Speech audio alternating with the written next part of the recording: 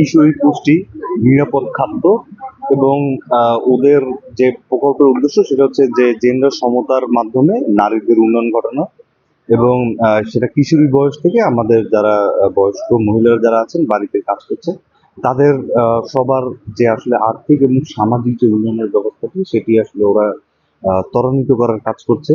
আমরা শহর অঞ্চলে দেখে থাকি যে আমাদের যারা শিক্ষিত শ্রেণী রয়েছে তারা যেমন গর্ভকালীন অবস্থায় আসলে তাদের পুষ্টি বিষয়টি নিশ্চিত করা হয়, তাদেরকে জবের জন্য সুযোগ করে দেওয়া হয়, পাশাপাশি পরিবার থেকেও সেটি সমর্থন থাকে যেটি আসলে গ্রামীণ পর্যায়ে থাকে না। এই সকল জায়গায় আসলে তারা উন্নয়নের কাজগুলো করছে। কৈশোরকালীন সময়ে কিভাবে পরিষ্কার পরিচ্ছন্ন থাকতে হয়, তারপর বিভিন্ন ধরনের পুষ্টিকর জিনিস কিভাবে খাইতে হয়, রান্নার কিভাবে করতে হয়, পরিবেশন কিভাবে করতে হয়, তারপরে হচ্ছে কিভাবে হাত ধুতে হয়, স্বাস্থ্যসম্মত জীবনযাপন করতে হয়, সেগুলো সবকিছু জানতে পারবেন এই স্টলে। পরিবারের পুষ্টি বিষয়ক যে মান উন্নয়ন, এটার প্রধান আমাদের উদ্দেশ্য হচ্ছে তাদের খাদ্যাভ্যাস এবং পুষ্টিগত যে অভ্যাসগুলো এগুলো পরিবর্তন করা।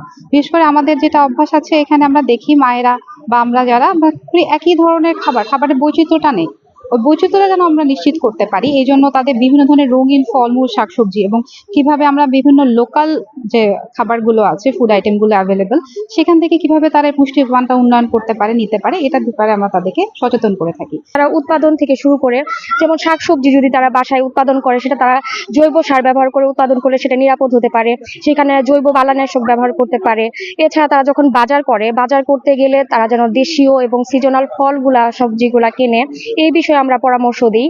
পাশাপাশি দেখা যায় যে রান্না করতে গিয়ে আমরা যেভাবে সচরাচর রান্না করি সেখানে দেখা যায় যে অনেক পুষ্টির অনেক অংশ আমরা ফেলে দিয়ে রান্না করি।